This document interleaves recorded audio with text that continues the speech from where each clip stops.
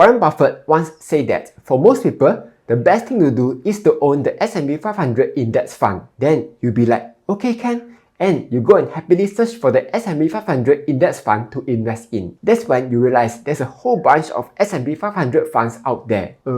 Which one to buy? That's why in this video, I will do a quick comparison between all of the most popular S&P 500 funds, such as where are they listed, what are their expense ratio, and which is the best S&P 500 fund for investing via cash, CPFOA, and SRS money. As a bonus, I've compiled all this info into this super detailed spreadsheet, which you can download for free, link down below, yeah? Also, do join my 8,000 members Telegram chat group to discuss or ask any questions that you may have. Alright, here are some of the most popular S&P 500 funds that you can invest in. First up, you might be wondering, why are there so many S&P 500 funds out there? The answer is simple. So, you know how there's McSpicy from McDonald's, Chicken Burger from Burger King, and Garlic Chicken Burger from Moss Burger, right? All of them are chicken burgers, but they are from different fast food joints. McSpicy is the best, of course. So it's the same thing here. Some ETFs are by Spider, some by iShares BlackRock, and some by Vanguard. But essentially, they are all tracking the same S&P 500 index. Okay, well, there are even more funds out there. The funds that I've chosen have one main criteria, and that is they are denominated in either US dollar or Singapore dollar, so that it's easier for my Singaporean or Malaysian friends to invest in. But now, here comes the most important criteria, and that is where are the funds domiciled at? Because depending on the location, they will have different tax implications, with the first being the dividend withholding tax. This graphic by the InvestQuest explains this nicely. If you are directly buying a US stock or US ETF, there will be a 30% withholding tax on your dividends. So let's say if the stock pays a dividend of $100, the US will take away 30% or $30 of your dividend.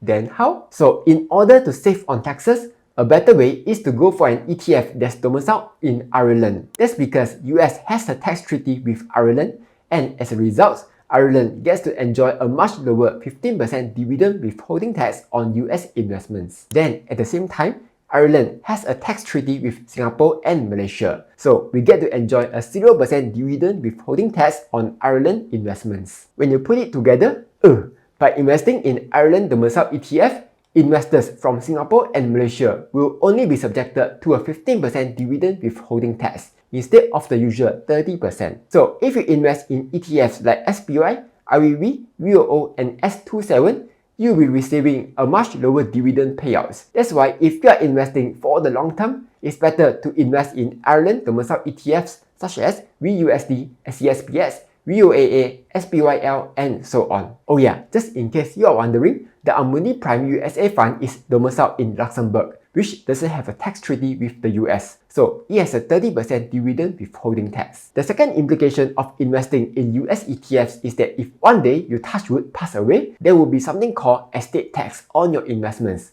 Oh, sorry, not your investments, it's your descendants' investments now. If the amount is more than 60k, it can be taxed up to 40%. So that's another reason to avoid investing in US ETFs as much as possible. Then there's a third kind of tax called capital gains tax, where if the investment goes up, you sell and you make money, the government will tax your profit out. But in many countries like Singapore, there's no capital gains tax when you sell your shares, yeah? So we can safely ignore the capital gains tax here. However, this is not to say that US ETFs are bad. That's because it mostly depends on what you are buying the ETFs for. If you are buying the ETFs for the long term, then it's better to buy Ireland domiciled ETFs, as you will get to save on taxes. But if you are buying the ETFs to trade or do options on, then the dividend withholding tax won't really matter to you, as you are just holding it for the short term. In that case, it's better to go with US domiciled ETFs, as they have a much higher average trading volume, and hence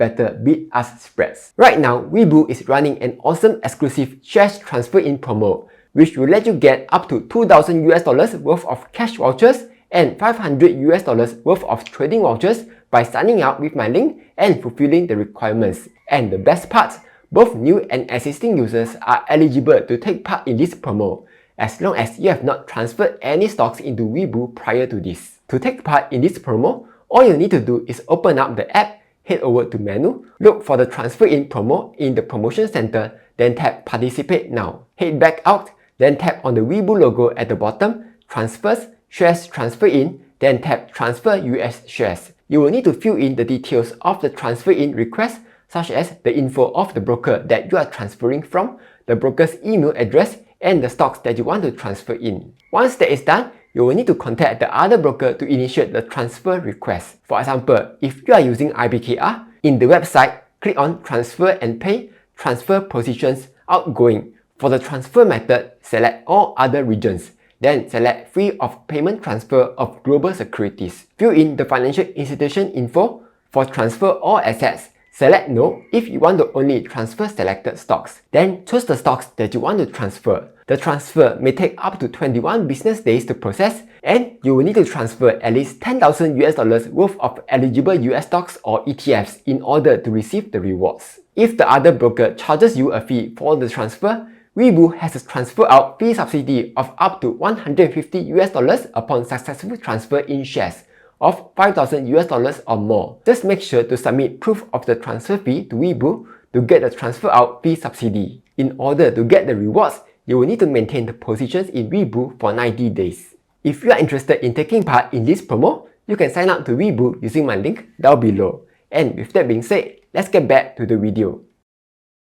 Now, let's say you plan to invest for the long term.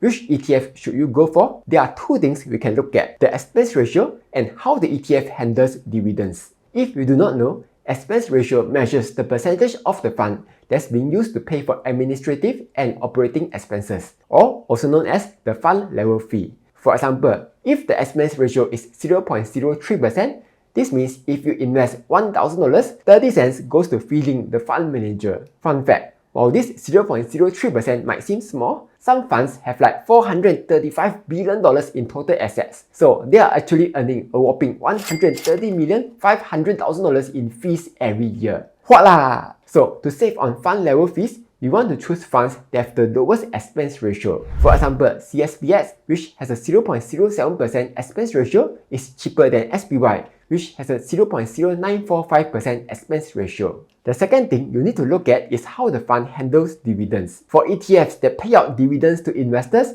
they are known as dividend distributing ETFs. And for ETFs that reinvest the dividends back into themselves, we call them dividend accumulating ETFs. For this, if you are someone who doesn't need a dividend payout, it's better to go for dividend accumulating ETFs, as the dividends are reinvested automatically back into the ETF, activating the magic of compounding. Plus, you won't have to manually reinvest the dividends, which means you get to save on trading fees. On the other hand, if you are someone who wants to receive the dividend payout, like maybe you are a retiree or a stay-at-home tai-tai, in that case, it's better to go for the dividend distributing ETFs. By now, you'll be like, say so much for what? Just tell me which ETFs to invest in lah. Okay, here are the ETFs that you can go for. For investing long-term via cash, if you prefer dividend accumulating ETFs, you can go with either CSPX, UAA, or the newly launched SPYL. Prior to SPYL, CSPX has always been the most popular Ireland Domiciled S&P 500 ETF.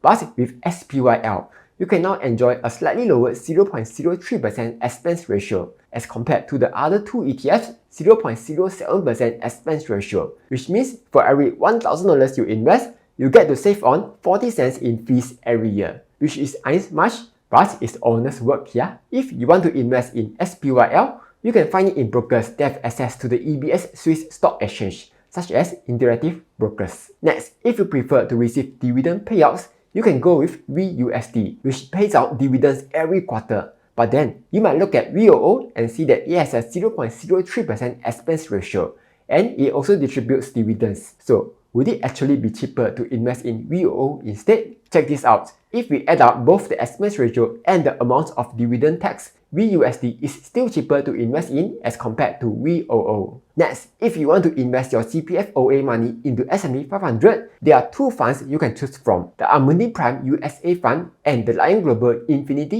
US S&P 500 Stock Index Fund. But which is better? If I add up their fees, Amundi Prime USA would actually have the lowest fees due to the super low 0.05% expense ratio. And the only way to invest in this fund is via Endowus. Sign up link down below, yeah? Lastly, what if you want to invest your SRS money into S&P 500 then? There are three options here. You can either invest in S27 or the Amundi Fund, or the Lion Global Fund. However, we can just ignore S27 as it has a rather high 0.09% expense ratio and a 30% dividend withholding tax. So we are left with just the Lion Global Fund and the Amundi Fund. Here, I'm comparing investing in the two funds via Endowus, FSM1 and Poems. After factoring in the expense ratio and the platform annual fee, we can see that investing SRS money in Amundi Prime USA Fund via Endowus has the lowest recurring fee. So that was a quick comparison between some of the most popular S&P 500 funds. Hopefully, this helps you out. Like, share and subscribe as I'll be posting new videos every Monday, Wednesday and Friday.